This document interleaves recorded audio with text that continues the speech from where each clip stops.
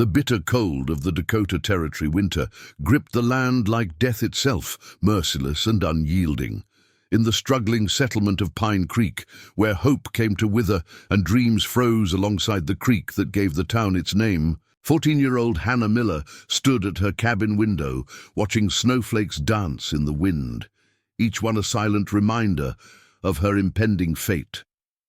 Her father had already traded her future away for 6 horses and a jug of whiskey, and tomorrow she would leave the only home she'd ever known. Before we jump back in, tell us where you're tuning in from, and if this story touches you, make sure you're subscribed, because tomorrow I've saved something extra special for you. Hannah, get away from that window and finish your chores. Her father's voice thundered through the cabin, the familiar smell of cheap whiskey hanging in the air like a promise of violence. "That wood ain't gonna stack itself." Hannah flinched at his tone, but didn't move immediately. She wanted to memorize everything about this place, even the bad memories, before she was forced to leave it behind. The single-room cabin, with its perpetually leaking roof, the crooked table her mother had lovingly polished before consumption, took her 3 winters ago. The small corner where Hannah kept her few possessions, a tattered book of poetry, a wooden doll her brother had carved before he left for the goldfields, and her mother's worn shawl. "Girl, did you hear me?" Jacob Miller appeared in the doorway, his massive frame blocking what little light came through. At 45, he was a bear of a man, with hands like steel traps and a temperament that had only worsened since his wife's death. The settlement whispered that grief had turned him cruel, but Hannah knew better. The cruelty had always been there. Her mother had simply absorbed the worst of it. "Yes, Papa," Hannah replied, finally turning from the window. Her long brown hair was tied back in a simple braid, and her blue eyes, her mother's eyes, everyone said, carefully avoided meeting his gaze directly. She'd learned years ago that eye contact could be interpreted as defiance, and defiance earned bruises. Jacob grunted, swaying slightly as he watched her move toward the woodpile. "Tomorrow you'll be Hank Williams' problem. Maybe he can teach you to be useful, 'cause I sure as hell couldn't." Hannah said nothing as she gathered an armload of wood. Hank Williams wasn't the worst man in Pine Creek. That dubious honor belonged to several others, including her father, but he was 30 years her senior, with a face weathered by frontier life and hands that wandered inappropriately whenever he visited. She'd overheard enough to know he needed a young wife primarily to cook, clean, and warm his bed. The thought made her stomach turn. Outside, the wind howled through the trees, mirroring the silent scream that had lived in Hannah's chest since the day her father had announced the arrangement. 6 horses. That's what her life was worth in Pine Creek. 6 horses and enough whiskey to keep her father drunk for a month. "When you're done with that wood, pack your things," Jacob called after her. "Williams will be here at first light, and I don't want any delays. He's already paid fair and square." Hannah nodded mutely, though her father had already turned away. "Pack your things," as if she owned enough to require packing. Everything she possessed could fit in a small bundle, except for the dreams she'd carefully nurtured in secret. Dreams of something more than becoming an old man's domestic slave.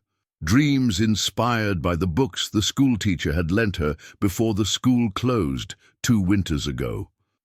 Later that evening, as her father snored in his chair by the dying fire, Hannah sat on her thin mattress in the corner, holding her mother's shawl to her face. It no longer smelled like her. That comfort had faded years ago, but it was the last tangible connection to the only person who had ever truly loved her. "I can't do it, Mama," she whispered into the worn fabric. "I can't become his wife. I'd rather die in the snow." The thought had been growing in her mind for days now. Run, just run. Take what little she could carry and disappear into the night. The rational part of her knew it was madness. A 14-year-old girl alone in the Dakota winter would likely freeze to death before reaching the next settlement. But wasn't a quick death in the snow preferable to the slow death of spirit that awaited her in Hank Williams' bed? With trembling hands, Hannah began to gather her meager possessions: the book of poetry, Wordsworth, a gift from the school teacher who had recognized Hannah's quick mind; the wooden doll her brother Thomas had carved for her 10th birthday, before he'd fled their father's fists for the promise of gold in the Black Hills. He'd never returned, and Hannah had stopped expecting letters years ago. The small knife she'd kept hidden beneath her mattress, more a tool than a weapon, but comforting nonetheless, and her mother's shawl, which she wrapped around her shoulders beneath her threadbare coat. She waited until her father's snores grew deep and rhythmic, the empty whiskey jug lying on its side beside his chair. Moving with the careful silence of someone long accustomed to avoiding notice, Hannah slipped toward the door. Each creak of the floorboards sounded like thunder to her ears, but her father didn't stir. Outside, the cold hit her like a physical blow. The moon hung full and bright in the clear night sky, turning the snow-covered landscape into a silver dreamscape that might have been beautiful if it weren't so deadly. Hannah hesitated on the cabin's small porch, fear momentarily overwhelming. Her resolve to leave meant almost certain death. To stay meant a different kind of death, slower, but just as final. "I choose the snow," she whispered, her breath forming a cloud in the frigid air. With that decision made, Hannah stepped off the porch and into the night, heading north toward the distant promise of Fort Benton. Thomas had mentioned it once, a place where riverboats came, where a person might find passage east to St. Louis or beyond. It was a desperate hope, but hope nonetheless. Preparing and narrating this story took us a lot of time, so if you are enjoying it, subscribe to our channel. It means a lot to us. Now back to the story. What Hannah didn't know as she trudged through knee-deep snow was that 20 miles north of Pine Creek, a small group of Lakota scouts was moving silently through the same moonlit landscape.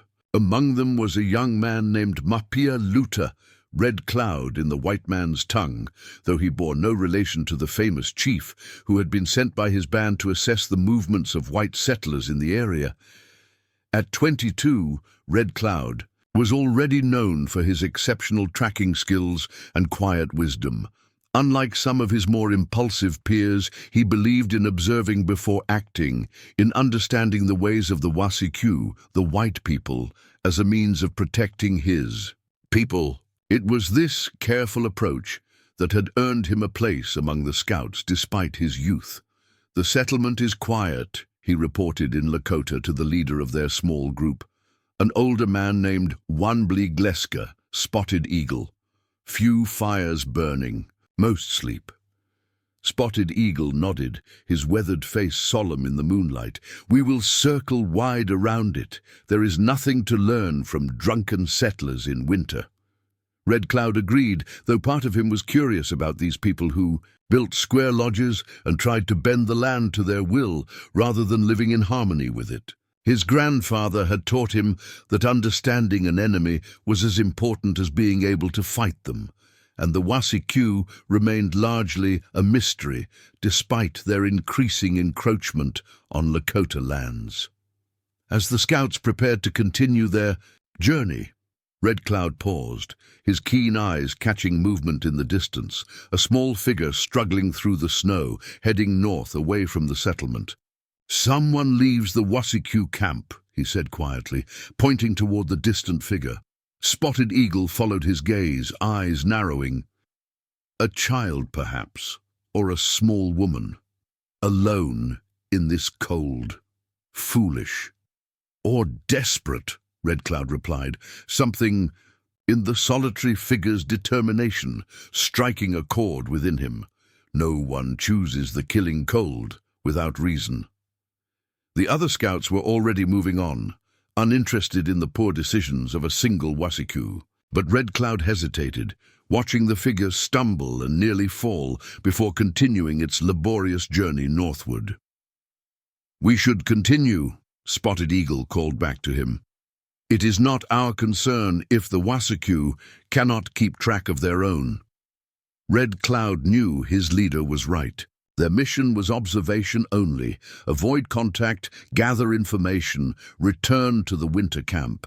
Interfering with a lone settler could bring unwanted attention or conflict. And yet, "I will catch up," he said finally, decision made. "I wish to see where this one goes. Perhaps there is something to learn." Spotted Eagle frowned, but did not forbid it. Red Cloud was young but respected, and his curiosity about the Wasakyu had proven useful in the past. "Do not be seen. Return to camp by tomorrow's sunset." With a nod of acknowledgement, Red Cloud separated from the group, moving silently through the trees, parallel to the struggling figure's path. As he drew closer, the moonlight revealed what he had suspected: not a child, but a young woman. Barely more than a girl, woefully underdressed for the brutal cold, and clearly unprepared for the journey she had undertaken. Hannah had managed perhaps 2 miles from the cabin before the reality of her situation fully registered. Her feet were growing, numb despite the extra socks she'd worn, and the wind cut through her coat as if it were made of paper. The initial surge of desperate courage that had propelled her out the door was waning, replaced by the cold logic of survival. She would not make it to Fort Benton. She would not even make it to morning. "Keep moving," she muttered to herself, the words catching in her throat as another gust of wind drove the cold deeper into her bones. Just keep moving.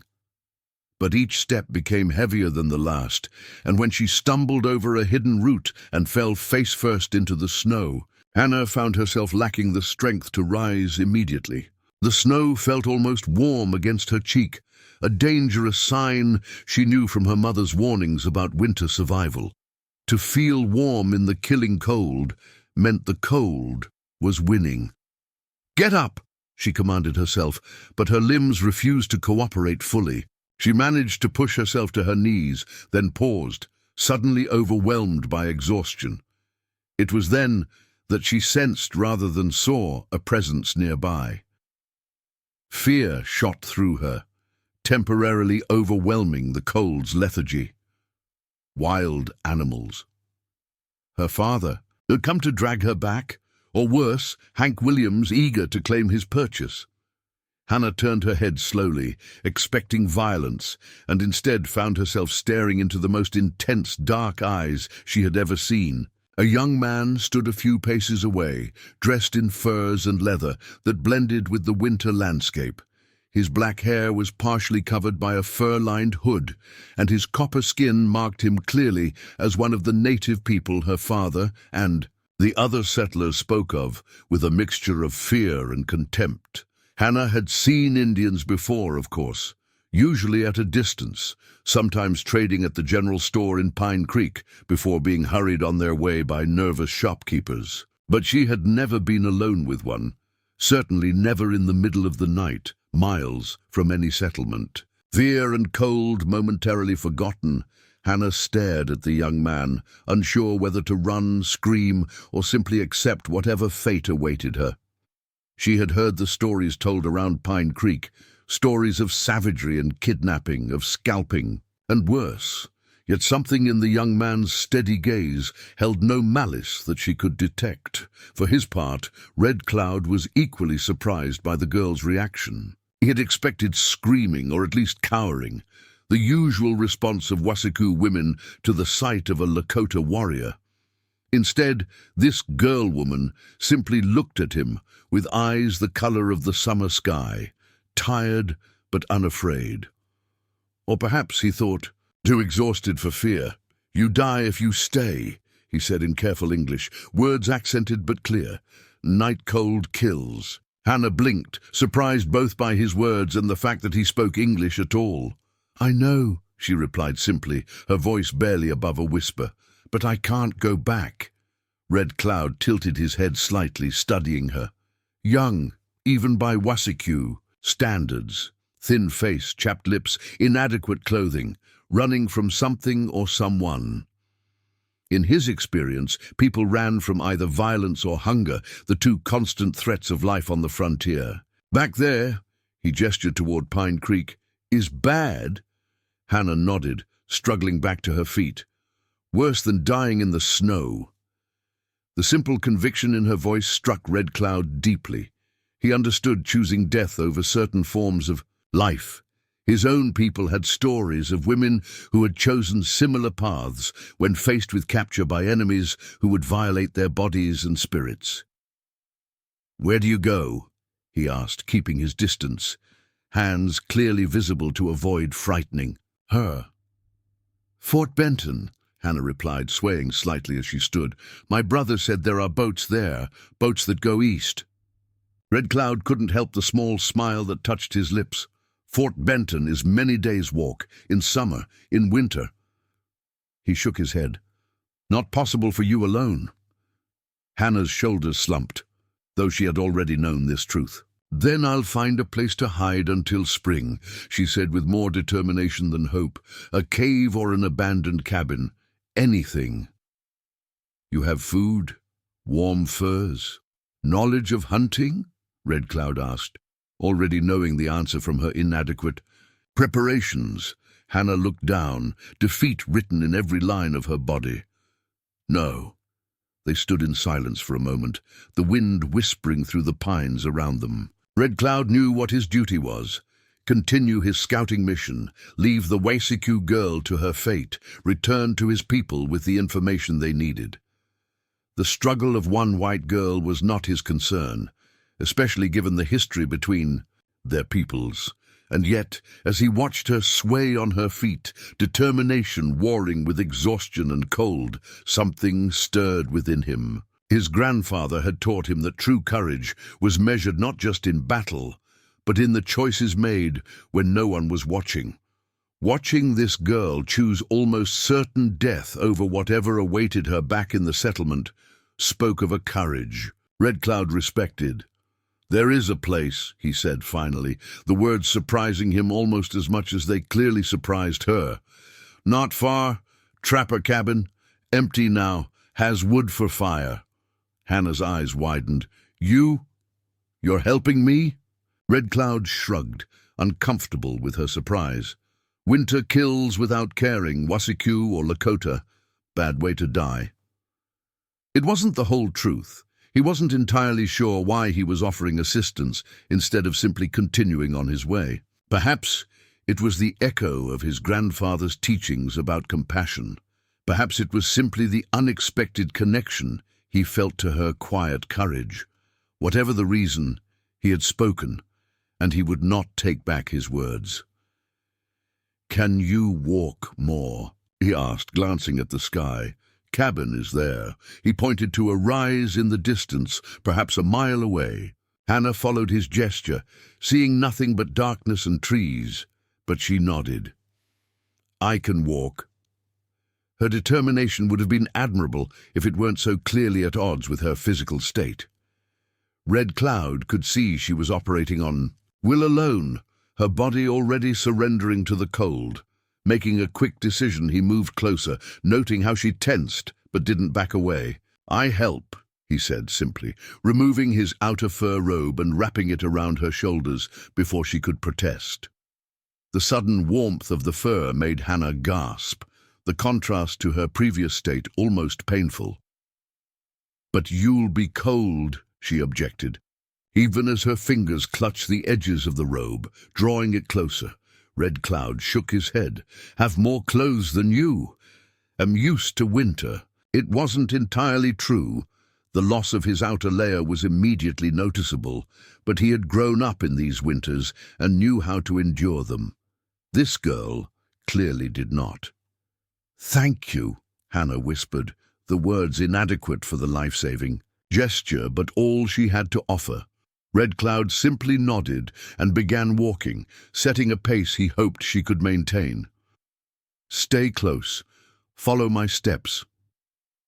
Hannah did as instructed, placing her feet in the tracks he made in the snow, going easier this way. They walked in silence for some time, Hannah focusing all her energy on simply continuing to move forward, Red Cloud scanning their surroundings with the habitual vigilance of a scout. "What is your name?" he asked eventually, partly to keep her alert and partly out of genuine curiosity. "Hannah," she replied, her breath forming clouds in the cold air. "Hannah Miller." "Hannah," he repeated, the name strange on his tongue. "I am called Red Cloud in your language." "Like the chief?" Hannah asked, surprising him with her knowledge. "No relation," he replied, "just same name."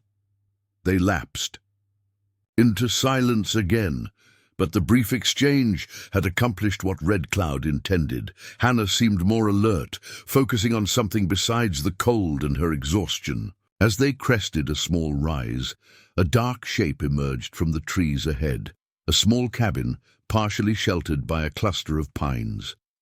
The trapper who had built it years ago had died the previous spring, and his family in the east had never come to claim his meager possessions. Red Cloud had discovered it during a previous scouting mission and noted its isolated position, far enough from settlements to be relatively safe, but close enough to observe movement along the main trails. "There," he said, pointing. "Trapper, cabin." Hannah stared at the simple structure as if it were a palace. Will anyone be there?" Red Cloud shook his head. "Trapper died. No one comes now." The relief on Hannah's face was palpable, and Red Cloud understood her fear. A young Wasiku girl alone with a Lakota man was vulnerable enough. The prospect of meeting other men, especially the rough trappers who frequented these parts, would be terrifying. They reached the cabin shortly thereafter, Red Cloud pushing open the door and quickly assessing the interior before allowing Hannah to enter. The single room was sparse, but not entirely empty. A crude bed frame stood against one wall, its mattress, long since removed or rotted away. A table and single chair occupied one corner, and a stone fireplace dominated the wall opposite the door. Most importantly, a stack of firewood remained beside the hearth. Not a large supply, but enough for immediate needs. "Sit," Red Cloud instructed, guiding Hannah to the chair while he knelt before the fireplace. With practiced efficiency, he arranged kindling and smaller logs, then produced a fire starter from the pouch at his waist. Within minutes, a small flame had taken hold, growing steadily as he carefully added larger pieces of wood. Hannah watched him work, the fur robe still clutched tightly around her shoulders. As warmth began to fill the cabin, feeling painfully returned to her extremities, bringing with it the realization of how close she had come to freezing to death. If the Indian, Red Cloud, hadn't found her. "Thank you," she said again, the words still inadequate but heartfelt. "You saved my life." Red Cloud glanced up from the fire, his expression unreadable in the growing firelight. "Why do you leave your people in winter?" he asked, ignoring her thanks.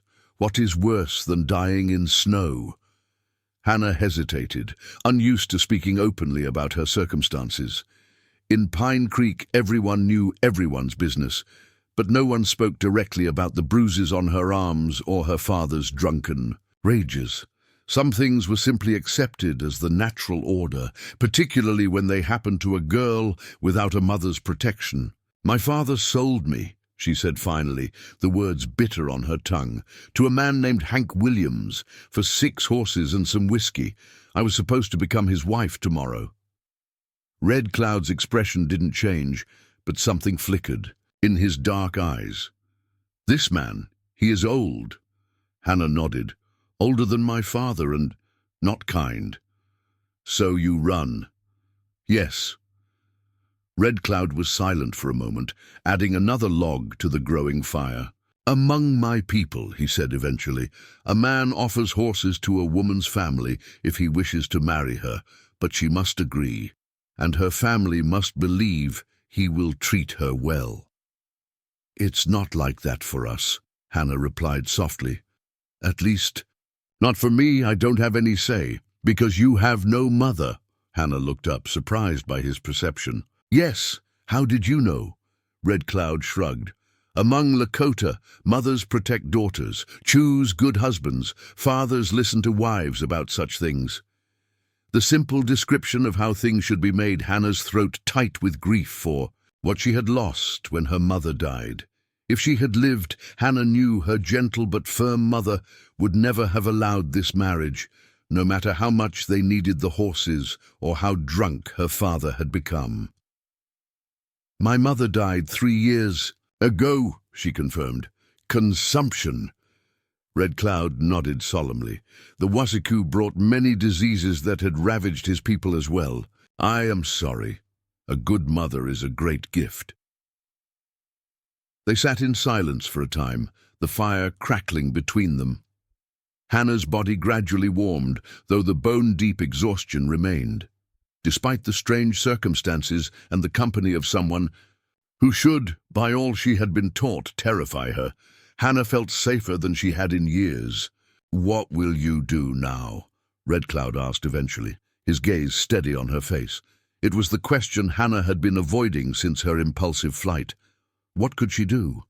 A 14-year-old girl alone in the Dakota Territory had few options, none of them promising. I don't know, she admitted. I can't go back, but I don't know how to reach Fort Benton or anywhere else. Red Cloud considered her words carefully. His duty to his people demanded that he return to his scouting mission immediately. He had already risked much by helping this Wasiku girl, spending precious time that should have been dedicated to gathering information about settler movements. And yet, abandoning her to certain death, whether from exposure, starvation, or at the hands of whoever found her next, felt wrong in a way that transcended the usual boundaries between their peoples. You can stay here, he said finally.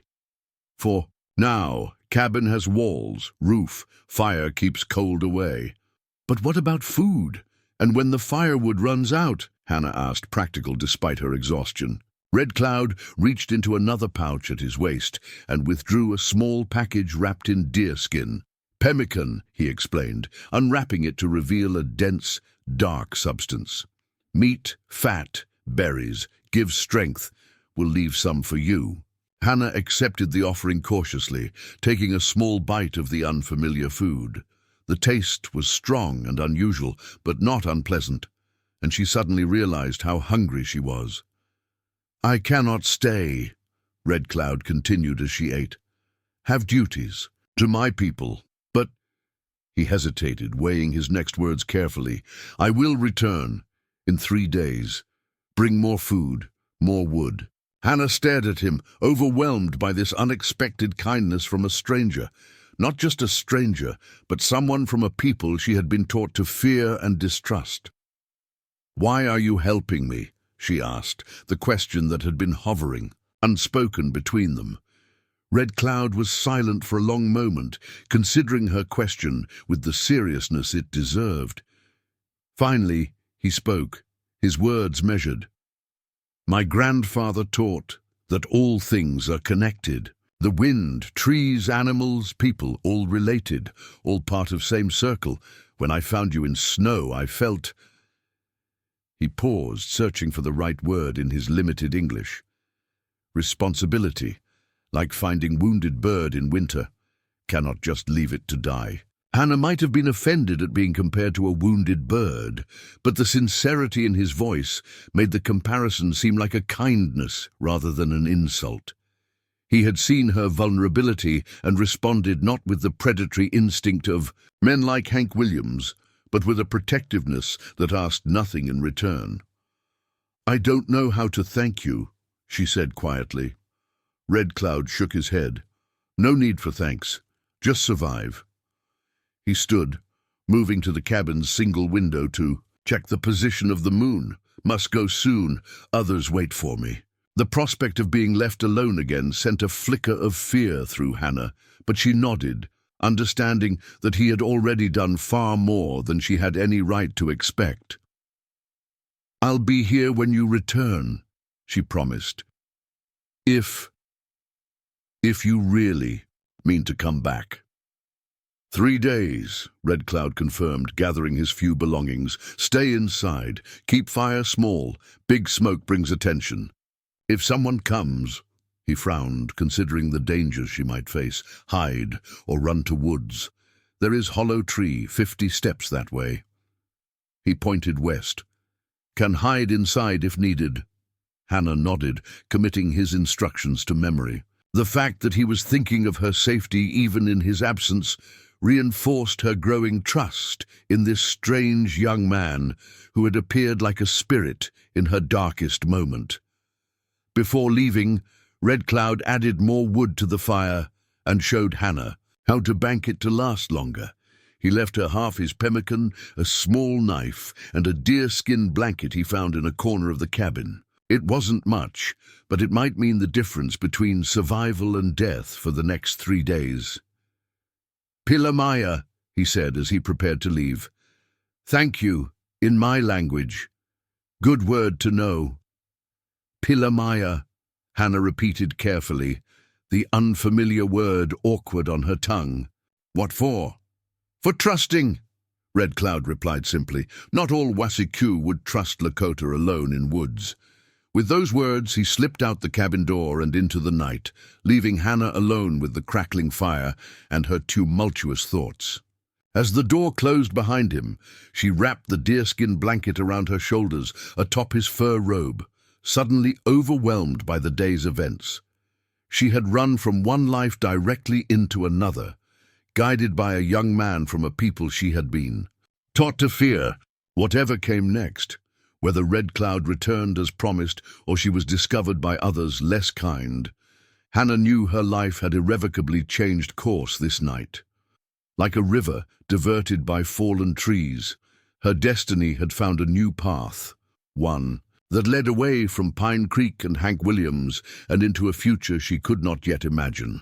Outside, Red Cloud moved silently through the moonlit forest, his thoughts as conflicted as Hannah's. He had interfered in Wasiku affairs, potentially, bringing danger to himself and by extension to his people, and yet he could not regret his decision. The girl's courage, in the face of her circumstances, had earned his respect, and his grandfather's teachings about honor and compassion had guided his actions. As he traveled north to rejoin his fellow scouts, Red Cloud made a silent promise to himself and to the Great Spirit that watched over all things. He would return in 3 days, as promised, and somehow he would find a way to help Hannah Miller forge a path toward a life of her own choosing, not as property to be traded for horses, but as a person with the right to determine her own destiny. What neither Hannah nor Red Cloud could know as they set forth on their separate paths that night was how deeply their lives would become intertwined in the days and weeks to come. The simple act of compassion in the winter wilderness had set in motion events that would challenge everything they had been taught about each other's worlds and offer them both the possibility of a future neither could have imagined alone. The first day alone in the trapper's cabin passed in a haze of exhaustion and disbelief for Hannah. She slept most of the morning away, her body recovering from the night's ordeal, wrapped in the fur robe Red Cloud had left behind. When she finally woke, the reality of her situation settled around her like the cold that seeped through the cabin's imperfect walls. She was alone, truly alone for perhaps the first time in her life. No father's demands echoing through a too small space. No threat of Hank Williams' arrival hanging over her head. Just silence, broken only by the occasional crack of the fire and the wind's whisper against the cabin walls. Freedom, Hannah discovered, was terrifying in its emptiness. With careful attention to Red Cloud's instructions, she maintained the fire, keeping it small enough to minimize smoke, but sufficient to ward off the bitter cold. The pemmican he had left sustained her, though she rationed it carefully, unsure if he would truly return as promised. As the short winter day faded into darkness, Hannah found herself standing at the cabin's single window, looking out at the snow-covered landscape that had nearly claimed her life. Somewhere out there, her father had likely discovered her absence. Was he searching for her, driven by rage at the loss of his transaction, or had he simply shrugged, opened another jug of whiskey, and told Hank Williams that their deal would have to wait until Hannah was found? The thought of Hank Williams made her shudder. Unlike her father, he would not accept the loss of his purchase so easily. He was known in Pine Creek for his stubborn determination. Once he set his mind on something, he rarely abandoned the pursuit. And he had set his mind on Hannah. "He won't find me here," she whispered to herself, drawing Red Cloud's fur closer around her shoulders. "No one will find me here." But the reassurance rang hollow in the empty cabin. How long could she remain hidden? What would happen when Red Cloud's food ran out, or when spring came and trappers returned to this area? The momentary salvation of the cabin suddenly seemed like merely a pause in her inevitable capture or death. "One day at a time," she murmured, remembering her mother's favorite saying, "Just live one day at a time." On the second day, Hannah's practical nature reasserted itself. If she was to survive, truly survive, not just delay the inevitable, she needed to learn how to care for herself in this wilderness. Red Cloud would not, could not, be her protector indefinitely. He had his own people, his own responsibilities. She began by exploring the cabin more thoroughly. The previous occupant had left behind more than she initially realized. In a small trunk beneath the remnants of the bed frame, Hannah discovered a few useful items: a rusted but serviceable cooking pot, some fishing line and hooks, a pair of man's wool socks that would fit over her own, and most precious of all, a small hatchet for chopping kindling. "Thank you," she whispered to the unknown trapper, whose abandoned possessions might help keep her alive. With the hatchet, Hannah was able to split some of the larger logs into more manageable pieces, extending her fuel supply. The physical activity warmed her and gave purpose to the endless hours. As she worked, her mind turned over possibilities for her future, like smooth stones in a creek bed. She could try to reach Fort Benton when spring came, following Red Cloud's guidance on the route. But what would she do when she got there? A young girl alone would attract exactly the kind of attention she didn't want. She had no money for passage. On a riverboat, no relatives expecting her in the east. Or perhaps she could learn to live off the land, as the native people did. But that thought brought a rueful smile to her face. What did she know about hunting or gathering wild foods? Her education had prepared her to be a settler's wife, not a wilderness survivor. As darkness fell on the second night, Hannah found herself talking aloud to her mother, a habit she had developed in the years since her death. "I don't know what to do, Mama," she said, sitting cross-legged before the fire. "I ran away, but I don't know what I'm running toward." The fire crackled in response, shadows dancing across the rough-hewn walls. Hannah closed her eyes, trying to imagine what advice her gentle but resilient mother would give. "You always said God has a path for everyone," she continued softly. "Is this part of my path? Meeting Red Cloud, running away? Or am I just making everything worse?"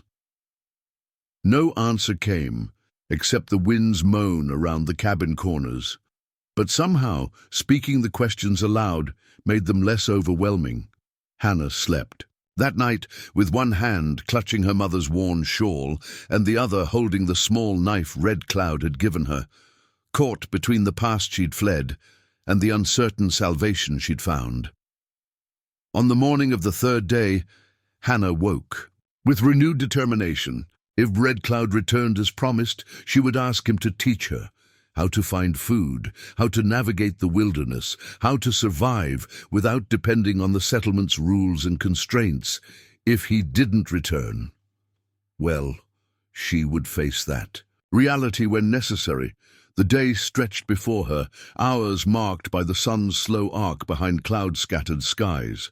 Hannah gathered more wood from the pile, stacked against the cabin's exterior wall, practiced making different-sized fires, and even ventured a short distance from the cabin to explore her immediate surroundings, carefully marking her path so she wouldn't become lost. As dusk approached, she found herself growing increasingly anxious, returning to the cabin's window every few minutes to scan the tree line for any sign of movement. Had it been 3 days? She was fairly certain, but the hours of solitude had blurred together somewhat. What if she had miscounted? What if he had meant to return on the 4th day? What if he never intended to return at all? The doubt crept in like the cold through the cabin walls, insidious and numbing. Perhaps Red Cloud had only helped her on a momentary impulse of kindness. Perhaps he had rejoined his people and been convinced that involving himself further with a Wasikyu girl would bring nothing but trouble. Perhaps. The sound of approaching footsteps in the snow interrupted her spiraling thoughts. Hannah froze, her heart pounding. The steps were too deliberate to be an animal, too steady to be someone searching. Either Red Cloud had returned, or someone else had found her hiding place. Clutching the small knife, she moved to the side of the window, peering cautiously around the edge of the threadbare curtain. Relief flooded through her as a familiar figure emerged from the trees. Red Cloud, carrying what appeared to be a bundle across his shoulders.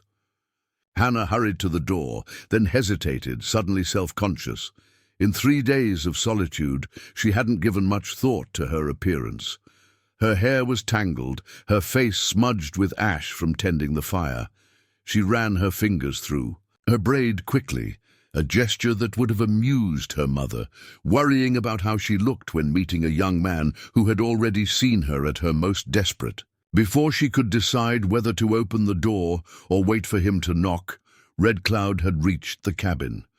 He paused outside, stamping snow from his moccasins and adjusting the bundle he carried. Then, with a respectful restraint that surprised, "Hannah," he knocked lightly on the weathered door. Hannah opened it immediately, unable to contain the smile that spread across her face. "You came back," she said, the words carrying more emotion than she had intended. Red Cloud nodded, his own expression serious, but with a warmth in his eyes that hadn't been there during their first encounter. "I said 3 days," he replied simply, as if keeping his word required no special acknowledgement.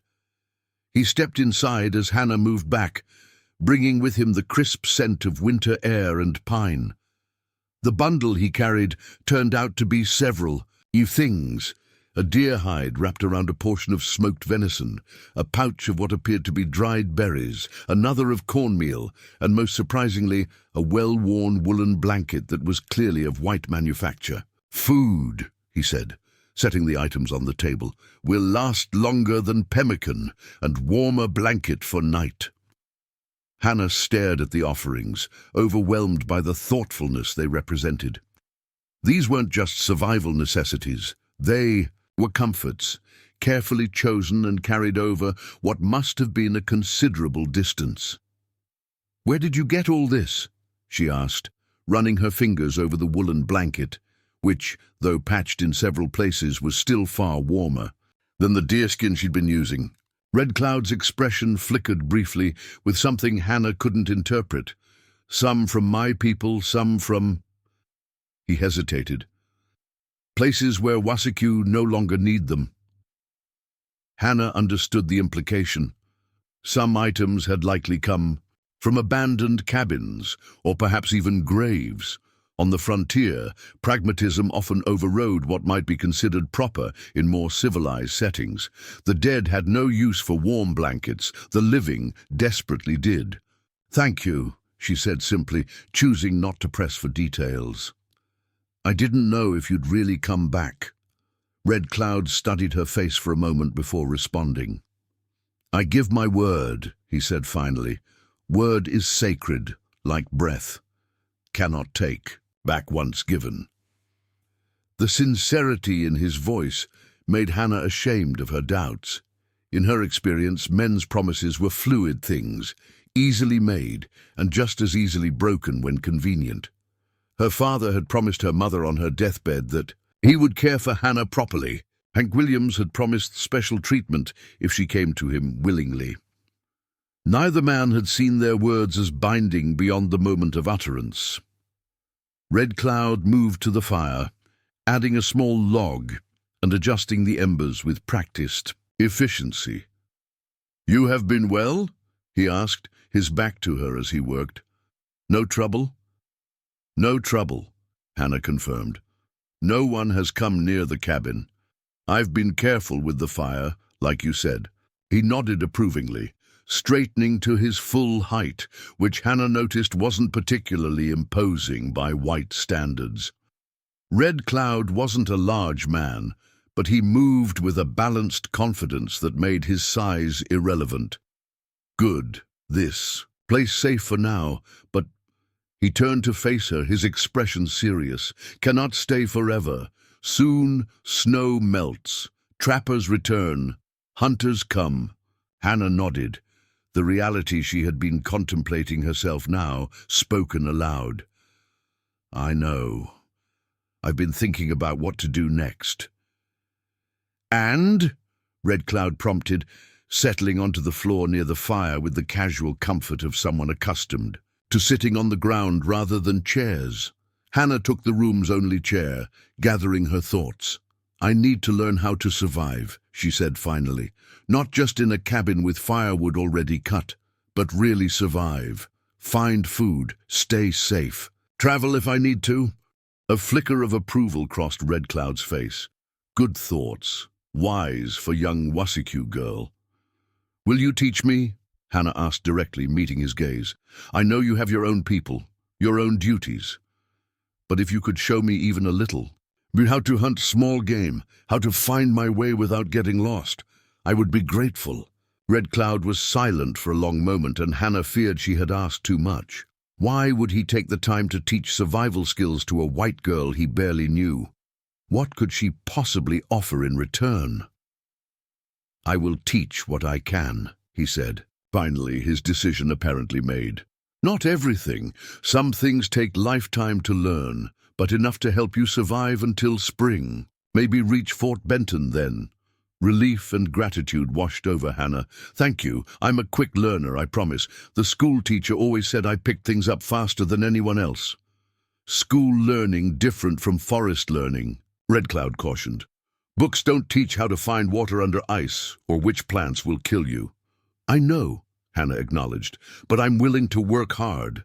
And—" She hesitated, then continued with determination. "I want to learn about your people too, not just what white settlers say, which I'm guessing isn't true anyway, but real things. Your language, your beliefs, how you live." Surprise registered in Red Cloud's eyes, quickly followed by something like caution. Why? It was a fair question, and Hannah considered it carefully before answering. "Because everything I've been taught my whole life hasn't worked out very well for me," she said simply. "My father trades me like a horse.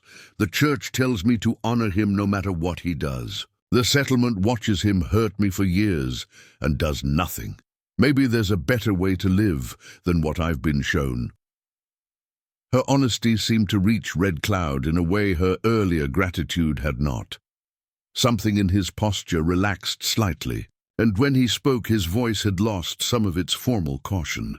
"My grandfather would like you," he said, an unexpected warmth in his tone. "He always said wisdom is knowing you don't know."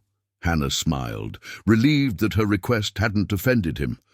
"Then I must be very wise, because there's so much I don't know." A small, answering smile touched Red Cloud's lips, transforming his serious face momentarily.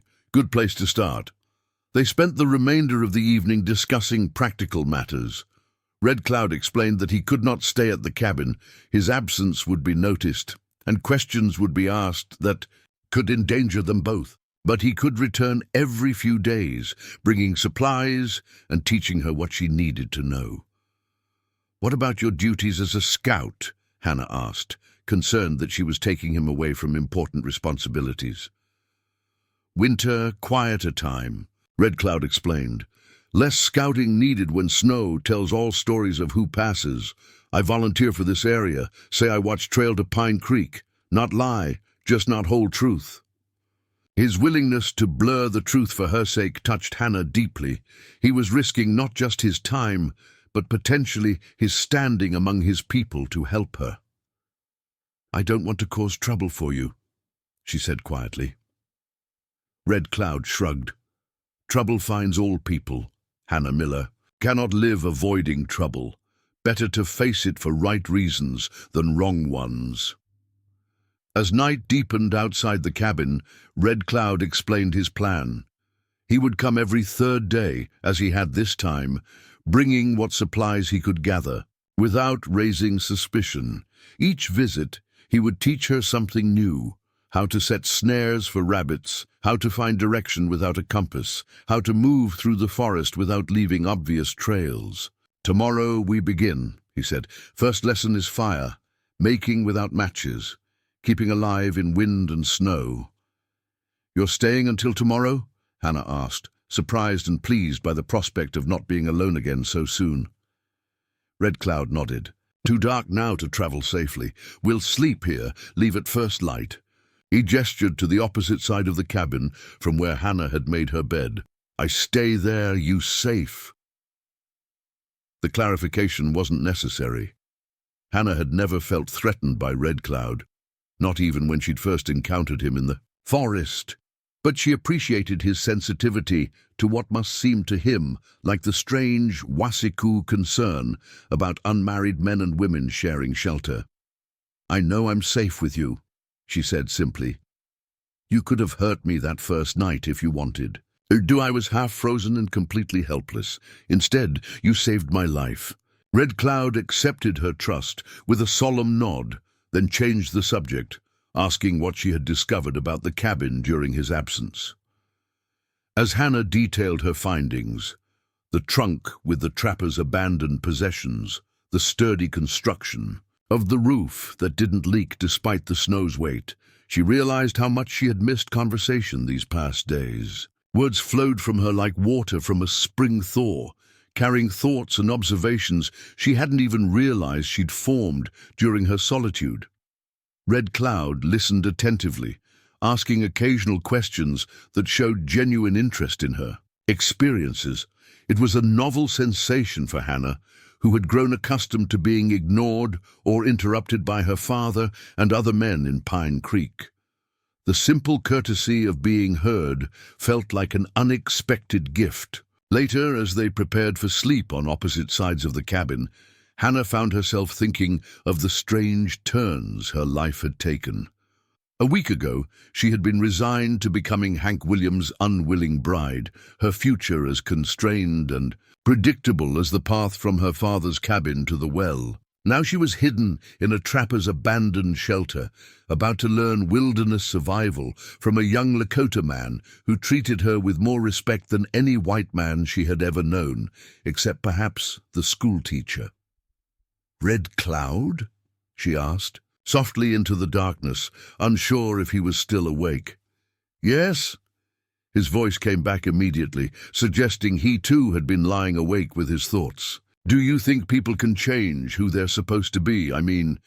She struggled to articulate the question properly. "My whole life, I was told a woman's place is in the home, obeying her husband, having children. That's what I was supposed to be. But what if I want to be something else?" There was silence for a moment, and Hannah wondered if her question had been too abstract or her English too convoluted for him to understand. Then Red Cloud spoke, his voice thoughtful in the darkness. "Among my people there are women who heal, women who make beautiful things, women who tell stories, women who give advice to chiefs. Some marry, some do not, all respected for what they give to people." Hannah absorbed this, trying to imagine a world where a woman's value wasn't determined solely by her relation to men or her ability to bear children. "My grandfather told story," Red Cloud continued, "about young woman who wanted to be warrior. Family said no, not possible, but she practiced anyway. Learned to ride, to use bow, to move silently. One day, enemy attacked camp while men were hunting. This woman fought like shadow, appearing, disappearing, confusing enemy, saved many lives." "What happened to her?" Hannah asked, captivated by the tale. "Became respected warrior, given special name, taught others, married when she chose, not when told." "So she changed who she was supposed to be," Hannah concluded, feeling a spark of hope at the story's implications. "No," Red Cloud replied, surprising her. "She became who she already was. Inside. Others changed how they saw her." The distinction struck Hannah powerfully.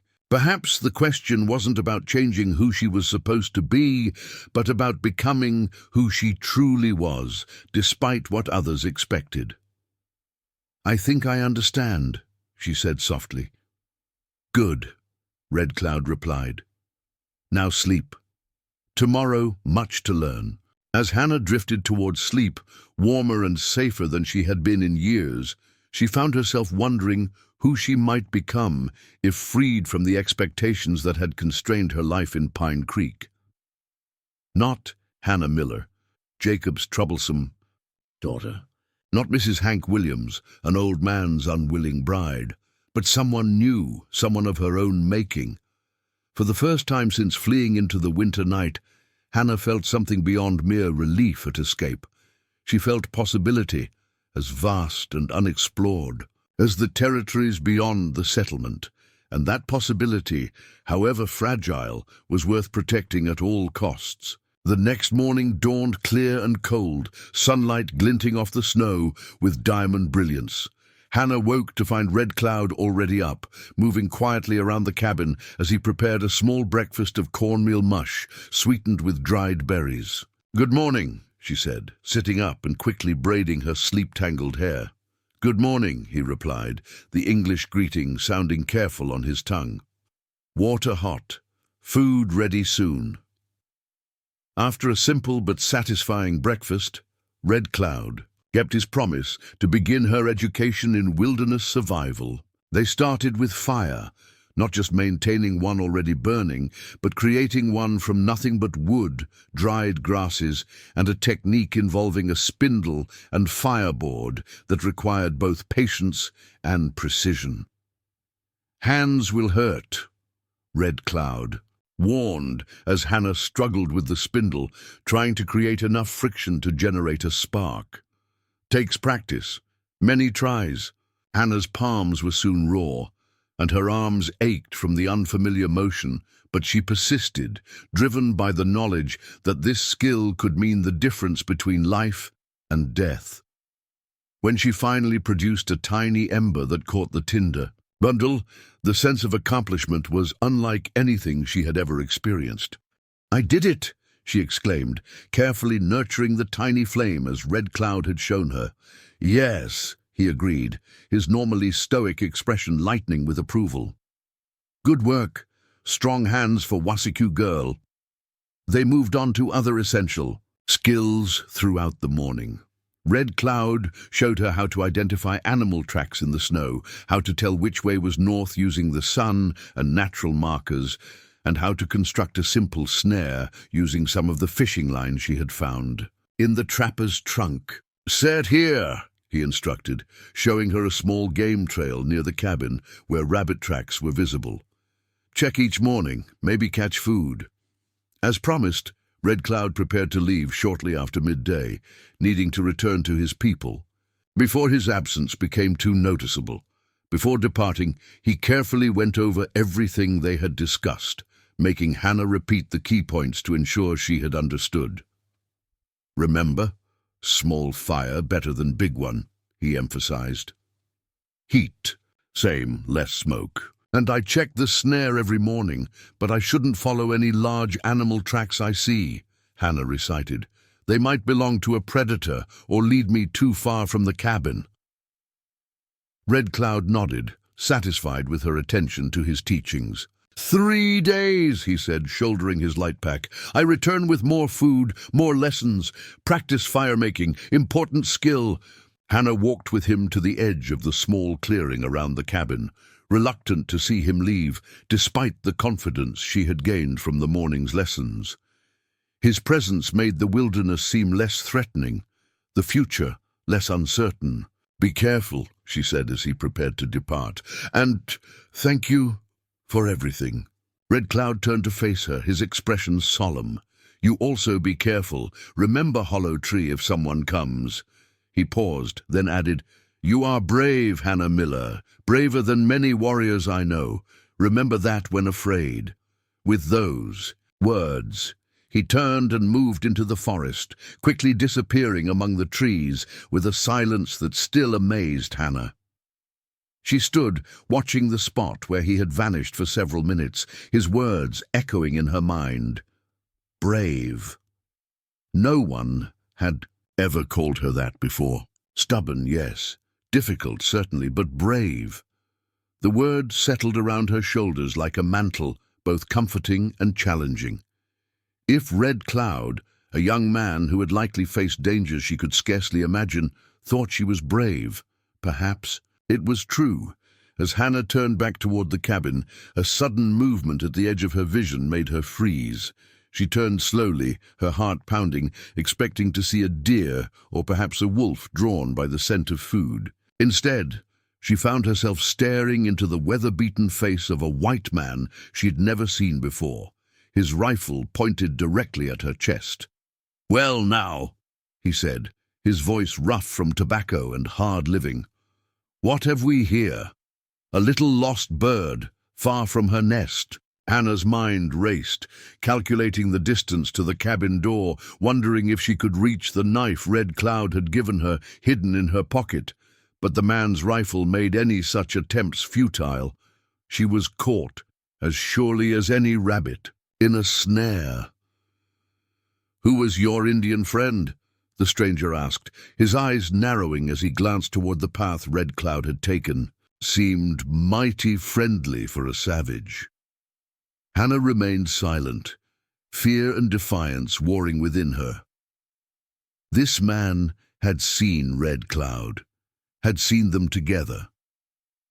Whatever happened next would have consequences not just for her, but for the young Lakota who had risked so much to help her. The stranger took a step closer, his rifle still trained on her. "Cat got your tongue, girl? I asked you a question. What's a white girl doing out here alone with a Lakota buck?" As Hannah faced this new threat, Red Cloud's words came back to her. "You are brave, Hannah Miller, braver than many warriors I know. Remember that when afraid." Drawing herself up to her full height, Hannah met the stranger's gaze directly, refusing to show the fear that threatened to overwhelm her. Whatever came next, she would face it with the courage Red Cloud believed she possessed. "I'm not alone," she said steadily, "and I'm exactly where I choose to be." The stranger's weathered face creased into a disbelieving smile, revealing tobacco-stained teeth. "Where you choose to be," he repeated, amusement evident in his tone. "Ain't that something, girl your age, choosing to live in a trapper's cabin with an Indian coming and going?" He lowered his rifle slightly, but Hannah remained tense, aware that the situation could change in an instant. "Name's Jeremiah Blackwood," he said, as if introducing himself at a social gathering rather than holding someone at gunpoint. "Most folks call me Black. I trap these parts most winters, though I've been working a line further north last few months." He gestured toward the cabin with his chin. "That there used to belong to old Ezra Stevens before the consumption took him. I'm guessing you ain't his kin come to claim it." Hannah's mind raced. This man, Blackwood, seemed to know the area well. If he was a regular in these parts, denying the obvious would only make him more suspicious. "No," she admitted cautiously. "I'm not related to the trapper. Figured as much. Ezra didn't have no family, least none that cared enough to come looking for his sorry carcass. Blackwood studied her with narrowed eyes. So, what's your story, girl? You run off from somewhere? Got folks looking for you? The direct question. It caught Hannah off guard. Should she lie, create some story about being orphaned or lost? But what if Blackwood knew the local settlements? Any fabrication could be easily discovered. Yes, she said finally, deciding that a partial truth might serve her better than an outright lie. I ran away from Pine Creek. And yes, my father is probably looking for me. Blackwood's eyebrows rose slightly.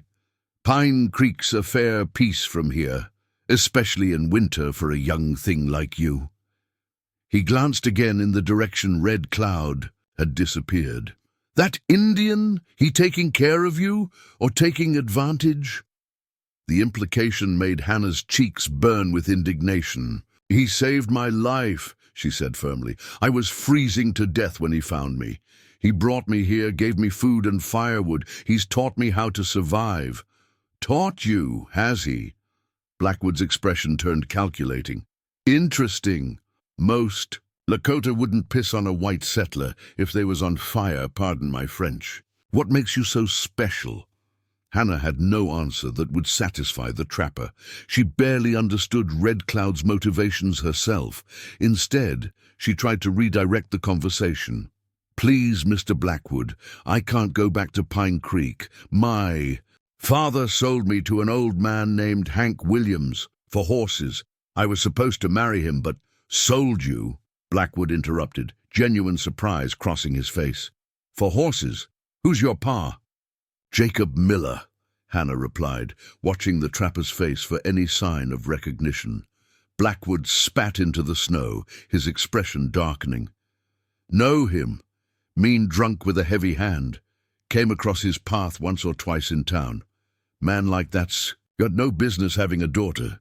He lowered his rifle completely, letting it hang from its strap over his shoulder. How many horses? 6, Hannah said, confused by the question, and a jug of whiskey. Blackwood gave a low whistle. 6 horses. You must be something special. Most frontier girls don't fetch more than 2 or 3. He grinned at Hannah's appalled expression. That was a joke, girl. Trading daughters ain't exactly Christian behavior, though it happens more often than folks like to admit out here where women are scarce. Hannah remained silent, unsure where this conversation was heading, or whether Blackwood represented salvation or a new threat. He seemed less hostile than she'd initially feared, but his casual manner didn't necessarily mean he wouldn't turn her over to her father, or worse, decide to claim her for himself. So you ran off rather than marry old Hank, Blackwood continued, as if piecing together a puzzle. Can't say I blame you there. Williams ain't known for his gentle nature, but running into the winter with no supplies, that was plain foolish, girl. I didn't have a choice, Hannah replied, lifting her chin defiantly. It was that or become his wife that night. Blackwood studied her for a long moment, then sighed heavily. Well, this surely complicates things. Was heading to check my traps, north of here, but I can't rightly leave a white girl alone in a cabin with a Lakota visitor, no matter how helpful he's been. Folks would talk. Fear clenched in Hannah's stomach. What are you going to do? Haven't decided yet, Blackwood admitted. Taking you back to Pine Creek would be the proper thing, I suppose. But if your story's true... He trailed off, then jerked his head toward the cabin. Let's get inside where it's warm. We can figure this out without freezing our extremities.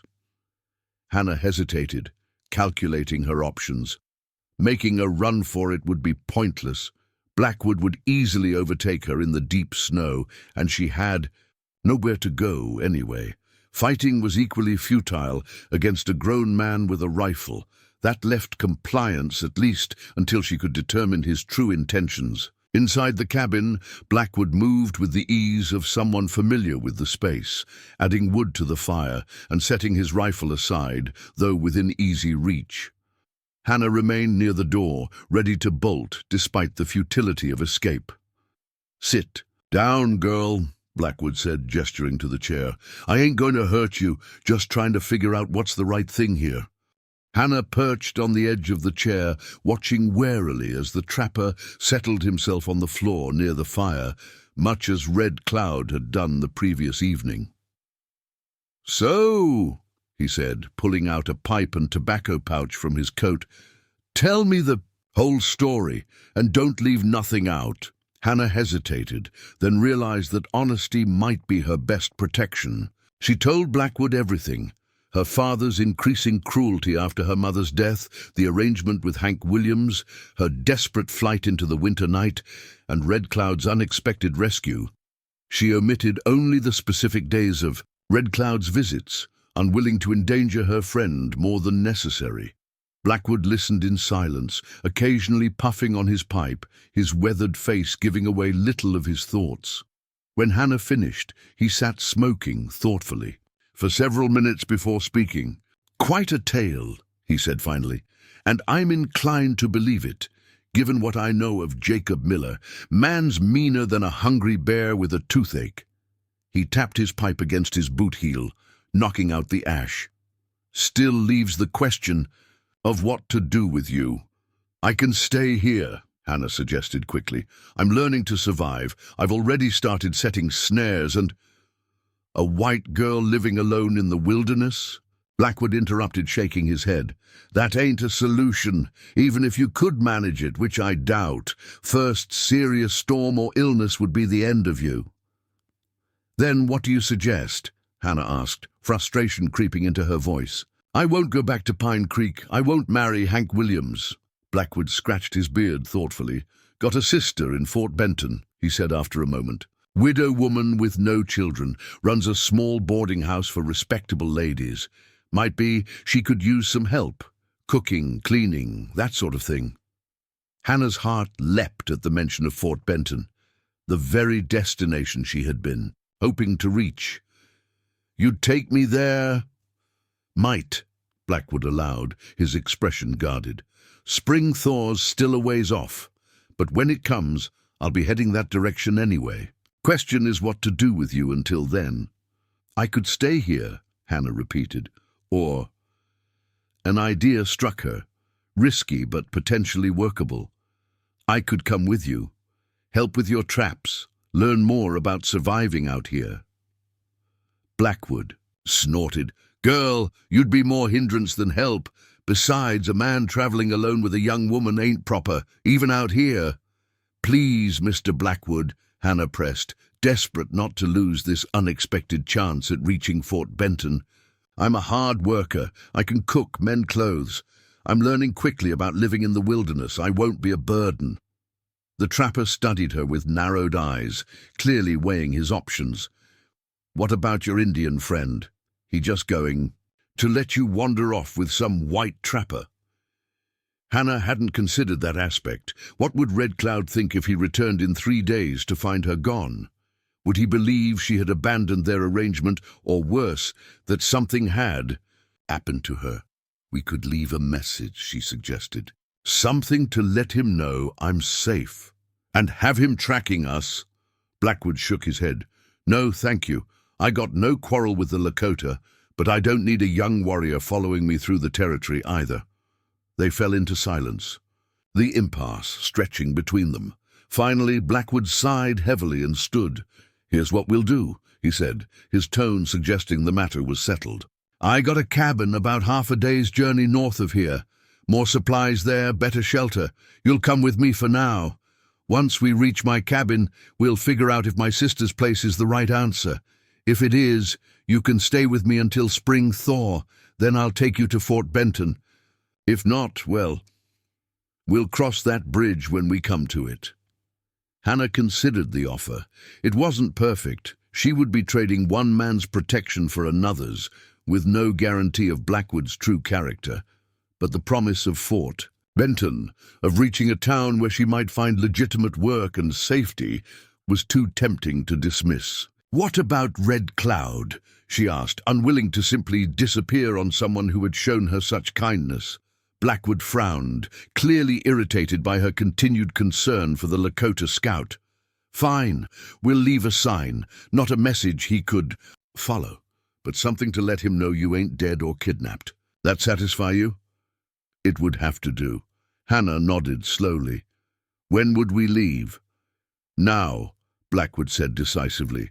Weather's clear, plenty of daylight left. We can reach my cabin before dark if we move quickly. Now, Hannah repeated, glancing around at the small space that had become her sanctuary. But my things, bring what you can carry, that's actually yours, Blackwood interrupted. Leave the rest. This cabin ain't yours or mine, and the trapper's belongings stay with... Hannah gathered her meager possessions quickly. Her mother's shawl, the book of poetry, her brother's carved doll, and the knife Red Cloud had given her, which she slipped into her pocket without drawing Blackwood's attention to it. Everything, else including the fur robe and deerskin blanket, technically belonged to Red Cloud, but she couldn't leave them behind without risking his discovery. These were gifts, she said, holding up the furs, from my friend. I can't leave them. Blackwood studied the items with a trapper's eye. Fine quality, he admitted. Your Indian friend is generous. Bring them if you must, but you'll carry them yourself. Before leaving, Hannah insisted on leaving some sign for Red Cloud. After consideration, Blackwood allowed her to arrange 3 pine boughs in a specific pattern near the door. Something Red Cloud had shown her as a Lakota sign for traveled north, not in danger. Will he understand that? Blackwood asked skeptically. Yes, Hannah replied with more confidence than she felt. He taught me some of their signs. Blackwood shook, his head clearly bemused by the unusual relationship, but made no further comment. After a final check to ensure the fire was safely banked, they set out northward, Hannah following in the trapper's footsteps as he broke trail through the snow. The journey was arduous for Hannah, who was still recovering from her near death, experience in the snow and unused to traveling long distances. Blackwood set a demanding pace, clearly accustomed to covering ground efficiently, regardless of conditions. When Hannah began falling behind, struggling to keep up, he grudgingly slowed, but made no offer to help carry her bundle. "Keep moving," he called back when she paused to catch her breath. "Daylight's precious in winter. We don't want to be out here after dark." Hannah pushed on, drawing on reserves of determination she hadn't known she possessed. The possibility of reaching Fort Benton in spring, of escaping both her father and Hank Williams permanently, was worth any temporary discomfort. As they traveled, Blackwood occasionally pointed out features of the landscape or signs of wildlife. A hollow tree where he had once sheltered during a blizzard, tracks indicating a wolf pack had passed through recently, the distant silhouette of a hawk circling against the pale winter sky. Despite his gruff manner, Hannah sensed he was trying in his own way to teach her about the wilderness, much as Red Cloud had done. "How long have you been a trapper?" she asked during one of their brief rest stops, curious about the man whose protection she had somewhat reluctantly accepted. "Going on 20 years, Blackwood replied, surveying the terrain ahead. "Started as a young buck, not much older than your Indian friend. Came west with nothing but a rifle and dreams of making my fortune in furs." He chuckled dryly. "Never. Did get rich, but I've survived, which is more than most can say out here." "Do you ever get lonely?" Hannah ventured, wondering what drove a man to choose such a solitary existence. Blackwood considered the question seriously. "Sometimes. Winter nights get long when it's just you and the wind for conversation. But I visit settlements now and then, see my sister in Fort Benton once a year. It's enough for me." He glanced at her curiously. "What about you? You scared of being alone?" Hannah thought about her days in the trapper's cabin, the silence that had initially seemed so oppressive but had gradually become comfortable. "No," she said finally. "Being alone isn't what scares me. Being forced to be with people who want to hurt me, that's what I'm afraid of." Blackwood nodded as if her answer confirmed something he had suspected. "World's full of wolves in human clothing, girl. Learning to spot them is the most valuable skill I can teach you." They resumed their journey, pushing through increasingly hilly terrain.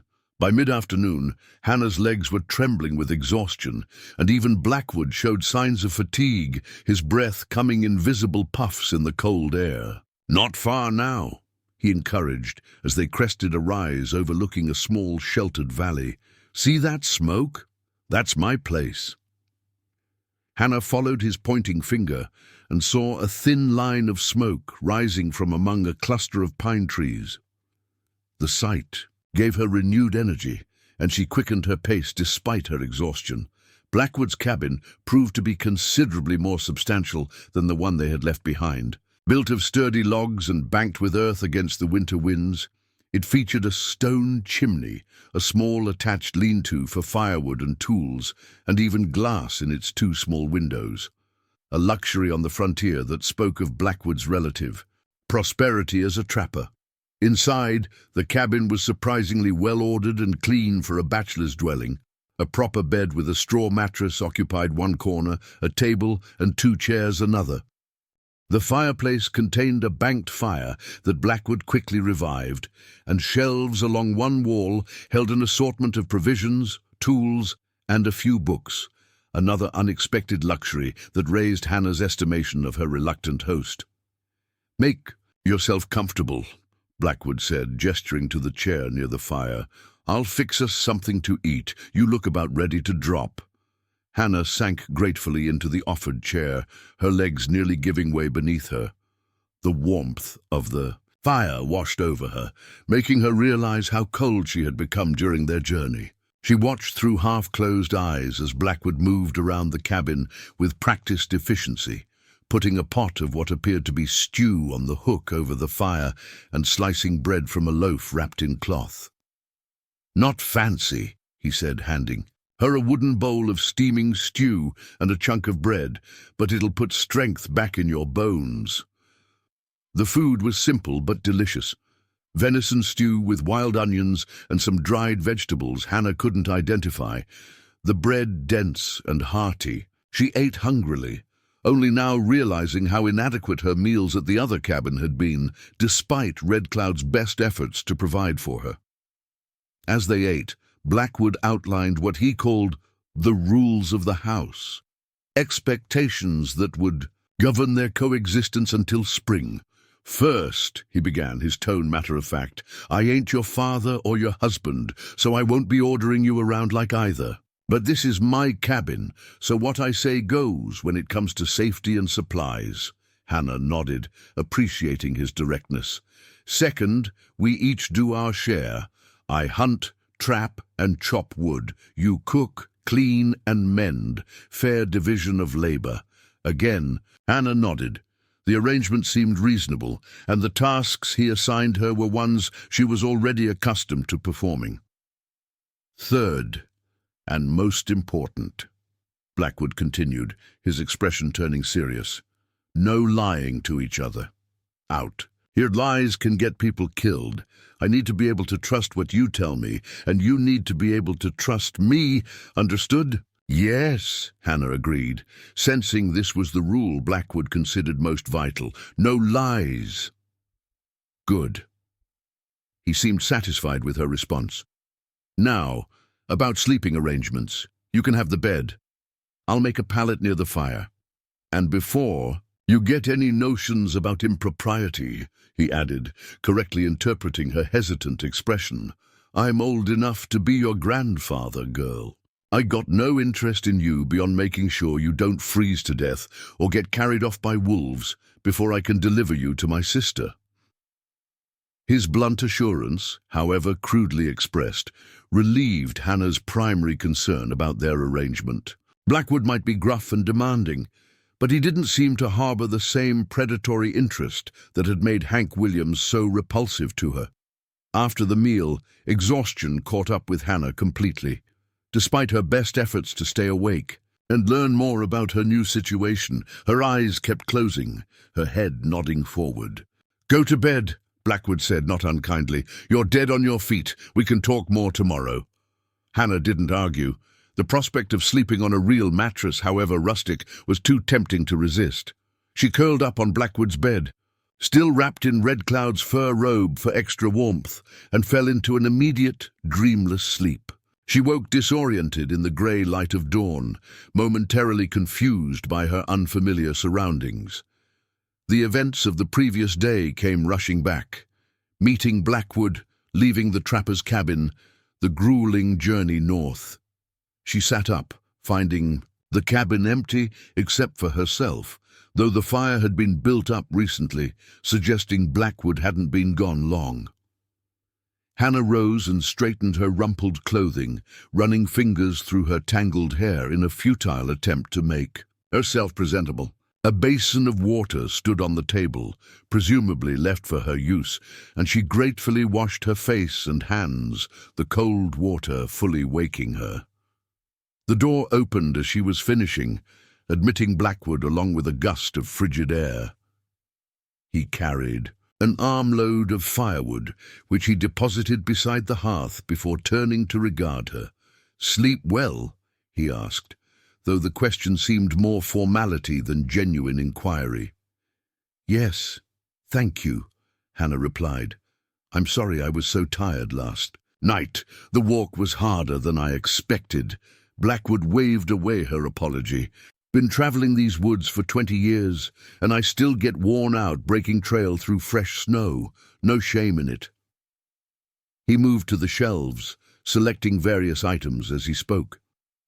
"Figured we'd have a proper breakfast, then talk about what happens next. You know how to make flapjacks?" Hannah nodded, grateful for the familiar task. Her mother had taught her to cook from an early age, and flapjacks had been a staple in their household, especially during the lean times when flour was one of the few provisions they could afford. As she mixed the simple batter of flour, water, and a precious pinch of baking soda, Hannah found herself studying Blackwood surreptitiously. In the clear light of morning, he appeared less intimidating than he had the previous day. His beard was neatly trimmed, his clothing worn but clean, and his movements around the cabin suggested a man accustomed to order and routine rather than the rough chaos she had known in her father's home. "You're wondering if you made the right a choice coming with me," Blackwood observed, catching her glance. Hannah blushed at being so transparent. "I'm just trying to understand my situation," she admitted. "Yesterday, everything happened so quickly." Blackwood sat at the table watching as she poured batter onto the hot griddle he had placed over the fire. "Fair enough. Let me lay it out plain then. You can stay here until spring thaw, helping with the cabin while I run my trap lines. When the trails open up, I'll take you to Fort Benton as promised. My sister Sarah will take you in. She's always looking for help with her boarding house, and she's got a soft spot for hard luck cases." "And what do you want in return?" Hannah asked directly, remembering his rule about honesty. "Just what I said yesterday. Cooking, cleaning, mending, maybe learning a few things about surviving out here so you don't end up a frozen corpse next time you decide to run away from something."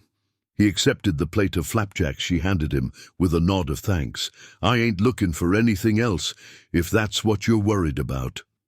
Hannah believed him, though she couldn't have explained exactly why. Perhaps it was the straightforward way he spoke, without the oily charm her father adopted when he wanted something, or the leering suggestiveness of Hank Williams' manner. Blackwood treated her like a person, not a possession or a potential in conquest. "What about Red Cloud?" she asked, returning to her primary concern. "He'll come back to the cabin and find me gone." Blackwood's expression darkened slightly. "You're mighty concerned about that Indian." "He saved my life," Hannah replied simply, "and he was teaching me how to survive. I don't want him to think I'm ungrateful." The trapper considered this, then shrugged. "Well, he'll find your sign and know you went north willingly. If he's as smart as you say, he'll eventually figure you must have met a trapper or hunter who took you in. Best outcome for everyone." Hannah wasn't convinced, but she had little choice but to accept Blackwood's assessment. She had left the Sign for Red Cloud. Whether he understood it or decided to follow was beyond her control now. The days that followed established a routine that, while demanding, gave Hannah a sense of stability she hadn't experienced since her mother's death.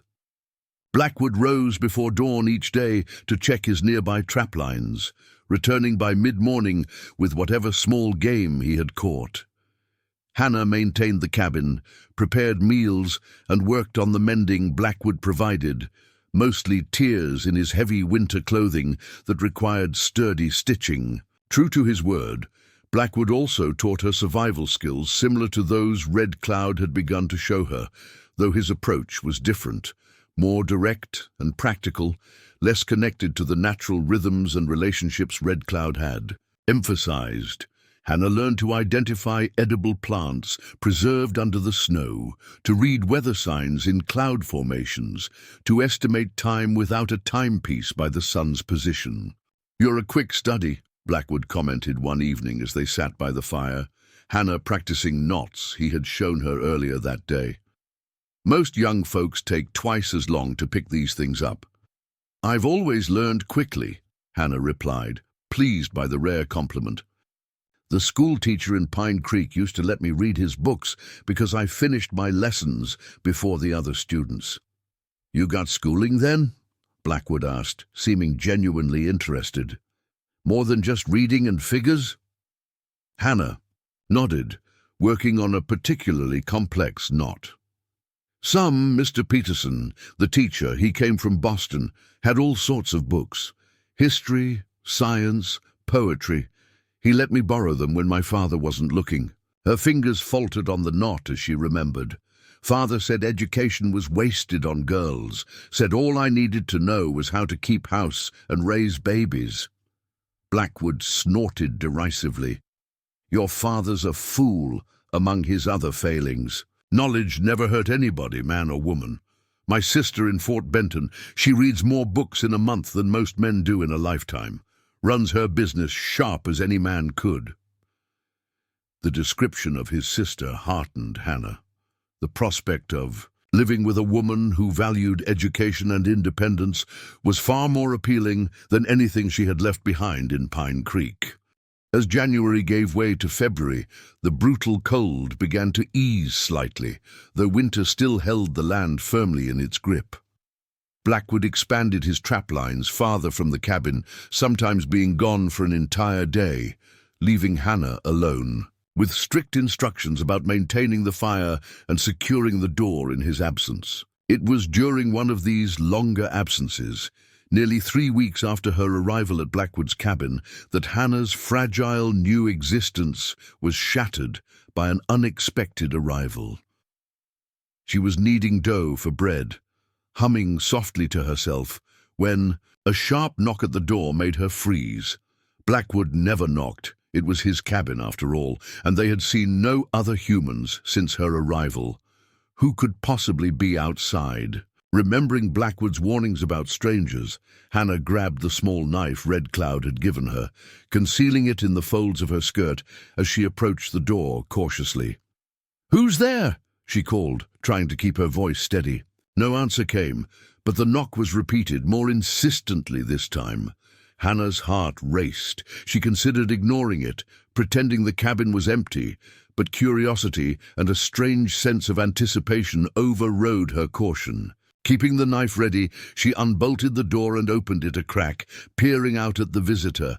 Her gasp of surprise was audible in the stillness as she found herself looking into the familiar dark eyes of Red Cloud. "You followed me?" she breathed, torn between joy at seeing her friend and anxiety about Blackwood's potential reaction to finding a Lakota warrior at his cabin. Red Cloud's expression was unreadable, his posture tense. "Sign said north, no danger," he replied in his careful English, but many days passed. Wanted to be sure. Hannah glanced nervously behind her, then back at Red Cloud. "You shouldn't be here. The man I'm staying with, he's a trapper named Blackwood. He wouldn't understand." "Understand what?" Red Cloud asked, a rare flash of emotion, something like hurt, crossing his face. That Lakota keeps promise, that I worry when friend disappears. The sincerity in his voice made Hannah's heart twist with guilt. She had been so focused on her own situation, on the possibility of reaching Fort Benton, that she hadn't fully considered how her abrupt departure might have affected Red Cloud. "I'm sorry," she said softly. "I wanted to leave a better message, but Blackwood wouldn't allow it. He was afraid you'd follow us." She gave a small, ironic laugh. "Which you did, of course," Red Cloud replied simply, as if the matter required no explanation. His gaze moved past her to the cabin's interior. "This trapper, he treats you well?" Hannah nodded. "Yes, he's been fair. He has a sister in Fort Benton who runs a boarding house. When spring comes, he's going to take me there." Red Cloud absorbed this information, his expression thoughtful. "Fort Benton, your first plan, good." He hesitated, then added, "But long wait until spring. Many moons." "I know," Hannah acknowledged, "but it's safer than trying to travel now, and I'm learning a lot from Blackwood, about surviving in the wilderness, reading weather signs, things like you were teaching me." A small smile touched Red Cloud's lips. "Good teacher then, not just Indian who knows these things." Hannah smiled back, relieved by his understanding. "Different teacher, different ways, but yes, good." She glanced behind her again, anxiety returning. "Red Cloud, you really shouldn't stay. Blackwood could return any time. He's not cruel, but he's cautious about your people." "Like most Wasiku," Red Cloud observed without rancor. "I not stay, just needed to see you safe." He reached into a pouch at his waist and withdrew a small object, holding it out to her. "Brought this, for protection." Hannah took the offering, a small pendant carved from bone, hanging from a leather cord. The carving depicted a bird in flight, its wings outstretched, every feather rendered with delicate precision. "It's beautiful," she said, genuinely moved by the gift. "What kind of bird is it?" "Eagle," Red Cloud replied. "Among my people, eagle brings messages between world of humans and world of spirits, gives strength, courage." He made a gesture encompassing the pendant. "Protection." Hannah slipped the cord over her head, tucking the pendant beneath her dress, where it rested cool against her skin. "Thank you. I'll keep it with me always." Red Cloud nodded, satisfied. "Must go now. Eyes watch forest in winter. Tracks seen." Will I see you again?" Hannah asked impulsively, suddenly unwilling to say goodbye to the young man who had saved her life and shown her a different way of seeing the world. Red Cloud's expression softened slightly. "Perhaps. Spring brings many changes, many possibilities." He glanced at the sky where clouds were gathering. "Storm comes, 2, maybe 3 days. Tell your trapper." With that warning, he stepped back from the door, his movements as silent and graceful as Hannah remembered. She watched as he seemed to melt into the forest, his dark clothing blending with the shadows beneath the trees, until he was indistinguishable from the wilderness that was his home. Closing the door against the cold, Hannah touched the eagle pendant beneath her dress, feeling strangely comforted by its presence. Red Cloud had tracked her across miles of winter forest, not out of anger or possessiveness, but simply to ensure she was safe. In her limited experience with men, such disinterested concern was unprecedented. When Blackwood returned late that afternoon, Hannah debated whether to tell him about Red Cloud's visit. The trapper had established honesty as a fundamental rule of their arrangement, but she feared his reaction to learning a Lakota warrior had found his cabin. In the end, her decision was made for her when Blackwood entered, stomping snow from his boots, and immediately noticed the half-kneaded dough abandoned on the table. "Something happened while I was gone?" he asked, his experienced eyes taking in details most would miss, the slight disarray of the floor where snow had been tracked in, the nervous way Hannah kneaded the dough with unusual vigor. She sighed, knowing concealment was futile. "Red Cloud came," she admitted. He followed our trail from the other cabin. He wanted to make sure I was safe." Blackwood's expression darkened, his hand instinctively moving toward the rifle he had leaned against the wall. "He was here? Inside my cabin?" "No," Hannah said quickly. "Just at the door. He didn't stay long. He just wanted to check on me." "And how exactly did he find us?" Blackwood demanded, his tone more worried than angry. "No offense to your friend, but if a Lakota scout can track us to my doorstep, what's to stop others with less friendly intentions?" Hannah hesitated, unsure how to explain Red Cloud's exceptional tracking skills without making Blackwood even more nervous. "He's very good at following trails," she said simply, "but he didn't mean any harm. He even warned that a storm is coming. 2 or 3 days, he said." Blackwood glanced toward the window, where the gathering clouds confirmed Red Cloud's prediction. "Well, at least that's useful information," he grudgingly acknowledged. "Though I could have told you the same from the way my bad knee's been aching." He fixed Hannah with a serious look. "Did you tell him our plans? About Fort Benton?" "Yes," Hannah admitted. "He was glad. Fort Benton was where I was trying to go when he found me in the snow, remember?" Blackwood grunted, clearly not entirely satisfied, but unable to find specific fault with her actions. "Well, let's hope he keeps that information to himself. Last thing we need is half the Lakota Nation knowing our business." He moved to the fire, warming his hands, though I suppose if he wanted to cause trouble, he could have done it today while I was gone. "He's not like that," Hannah said firmly. "He's never wanted anything from me except to see me safe." Blackwood gave her a strange look, somewhere between concern and pity. "Girl, everybody wants something. Some are just better at hiding it than others." He sighed, removing his heavy coat. "But as long as he's gone and doesn't come back, I suppose. No harm done. Now how about finishing that bread? I'm half starved after a day on the trap lines." Hannah returned to her kneading, relieved that Blackwood's reaction had been relatively measured. As she worked the dough, her fingers occasionally brushed against the eagle pendant hidden beneath her dress, a tangible reminder that somewhere out in the wilderness, someone cared enough about her welfare to cross miles of dangerous territory just to ensure she was safe. That night, as predicted, the first snowflakes of a new storm began to fall. By morning, a full blizzard had descended, confining Hannah and Blackwood to the cabin for what would turn out to be 4 days of howling winds and drifting snow. The forced proximity could have been uncomfortable, but Blackwood proved to be a surprisingly thoughtful companion, teaching Hannah card games to pass the time and sharing stories of his adventures as a younger man. "Ever seen the ocean?" he asked on the 3rd day, as they sat by the fire watching the snow pile against the windows. Hannah shook her head. "I've never been further east than Pine Creek. My father came west before I was born." "It's something to behold," Blackwood said, his normally gruff voice softening with memory. "Water as far as the eye can see, always moving, never still, makes a man feel small in the best possible way."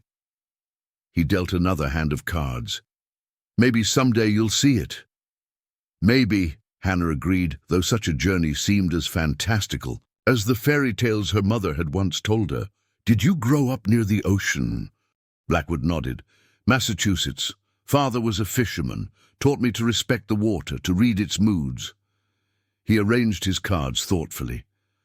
"Those lessons served me well out here, though it's land and sky I read now instead of waves." "Is that why you became a trapper?" Hannah asked, curious about the path that had led him from ocean to wilderness. "To read the land?" Blackwood chuckled. "No, girl. I became a trapper because I was young and foolish and thought I'd make my fortune in beaver pelts. By the time I realized the real money was elsewhere, I'd fallen in love with the solitude." He gestured around the cabin. "This life suits me, always has." "Even in blizzards like this?" Hannah asked, listening to the wind's mournful howl around the chimney. "Especially then," Blackwood replied with unexpected sincerity. There's Peace in knowing you've prepared well enough to weather whatever comes. Most folks never experience that. They're always one disaster away from ruin. He looked at her directly. That's what I want for you when you reach Fort Benton. Not wealth, necessarily, but self-sufficiency. The knowledge that you can face whatever comes. Hannah was touched by this glimpse of genuine concern beneath Blackwood's gruff exterior. "Thank you," she said simply, "for everything you're teaching me." Blackwood waved away her gratitude, clearly uncomfortable with the emotional turn in the conversation. "Just practical skills, girl. Nothing more." He laid down his cards. "Now, I believe that's 4 games to 3 in my favor. Ready to try for best of 9? The blizzard eventually passed, leaving behind a transformed landscape of pristine snow and bizarre ice formations that caught the sunlight like countless prisms. Blackwood spent 2 days digging out from the storm and checking his trap lines, many of which had been buried or damaged by the heavy snow. Life settled back into its routine, though Hannah noticed subtle changes in her relationship with Blackwood. He seemed more willing to share his knowledge, taking time to explain not just what to do, but why, as if he had fully embraced his role as her teacher. For her part, Hannah found herself genuinely enjoying his company, appreciating his dry humor and straightforward manner.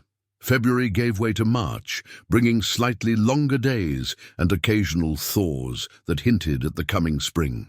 Blackwood began preparations for their eventual journey to Fort Benton, repairing equipment and discussing what Hannah should expect in the frontier town. "Sarah's place is respectable," he emphasized one evening as they mended harnesses together. "Proper ladies only, mostly teachers passing through or widows with a bit of money. You'll need to mind your manners and speak proper English, none of that backwoods Pine Creek talk." Hannah nodded, secretly amused by his concern for propriety. "Given their current living arrangement, I can be proper when needed," she assured him. "The schoolteacher's wife taught me how ladies are supposed to behave." "Good," Blackwood grunted. "Sarah won't abide roughness or vulgarity. She may be my sister, but she's got notions about civilization that make her particular about who stays in her house." As March progressed, signs of the coming thaw multiplied. Water dripped from icicles during the day, patches of bare ground appeared in sunny spots, and birds returned from their winter migrations, filling the forest with song after months of silence. Blackwood grew increasingly restless, checking the main trail to Fort Benton frequently for signs that it was becoming passable. "Another week, maybe 2, he announced after one such expedition. "Then we can start making our way south." Hannah received this news with mixed emotions. She was eager to reach Fort Benton, to begin the new life she had been imagining throughout the long winter. But she had also grown comfortable in the cabin, secure in the routine she shared with Blackwood and the skills she was continuing to develop under his tutelage. Up next, you've got 2 more standout stories right on your screen. If this one hit the mark, you won't want to pass these up. Just click and check them out. And don't forget to subscribe and turn on the notification bell so you don't miss any upload from us.